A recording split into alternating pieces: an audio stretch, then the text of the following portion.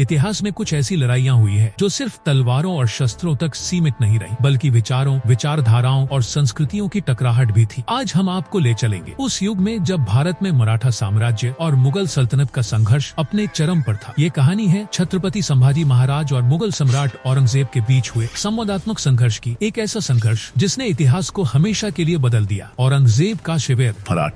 ये मराठा हमारे साम्राज्य के लिए कांटा बन गए हैं, खासकर वह संभाजी जिसे लोग छत्रपति कहते हैं। उसे पकड़ना होगा। उसके साम्राज्य का अंत अब तय है। जहां पनाह संभाजी महाराज की सेना छोटी है, लेकिन उनकी रणनीति और बहादुरी का कोई जवाब नहीं। छोटी मछली को पकड़ने के लिए बड़े जाल की जरूरत होती है। संभाजी के पास ज्यादा समय नहीं है, उन्हें हमारे आगे झुकना ही होगा। संभाजी महाराज की सभा। औरंगजेब को लगता है कि वह हमें अपने घमंड और ताकत से हरा सकता है, लेकिन उसे नहीं पता कि मराठा सिर्फ जमीन नहीं, अपनी आत्मा के लिए लड़ते हैं। महाराज, मुगलों की सेना हमसे संख्या में अधिक है, लेकिन हमारे पास युद्ध की बेहतर रणनीतियाँ और आपकी नेतृत्व क्षमता है। सही कहा। औरंगजेब को अभी यह समझ नहीं आया कि मराठा कभी हार नहीं मानते। यह युद्ध सिर्फ तलवारों का नहीं, विचारधारा का भी है। संभाजी महाराज और औरंगजेब का आमना सामना। संभाजी, अगर तुमने अपने साम्राज्य की भलाई चाही तो झुक जाओ, इस्लाम कबूल कर लो और तुम्हें जीवन दान दिया जाएगा। तुम्हारा राज्य भी सुरक्षित रहेगा। औरंगजेब, मराठा झुकने के लिए पैदा नहीं होते, हम सिर्फ अपनी धरती माँ के सामने झुकते हैं। धर्म और संस्कृति हमारी पहचान है,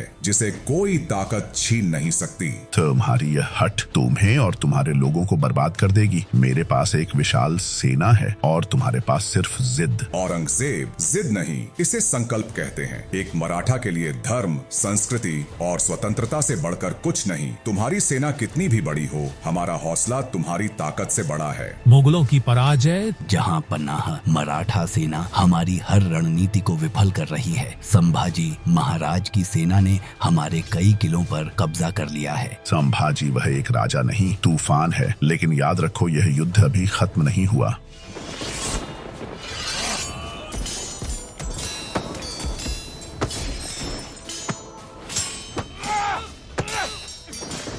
संभाजी महाराज का धोखे से पकड़े जाने के बाद। संभाजी, आखिरी बार कह रहा हूँ, इस्लाम कबूल कर लो, मैं तुम्हें जीवन दान दूंगा। औरंगजेब, मरना स्वीकार है, लेकिन धर्म से समझौता नहीं। मराठा अपने प्राण दे सकते हैं, लेकिन अपनी संस्कृति और स्वतंत्रता कभी नहीं छोड़ते।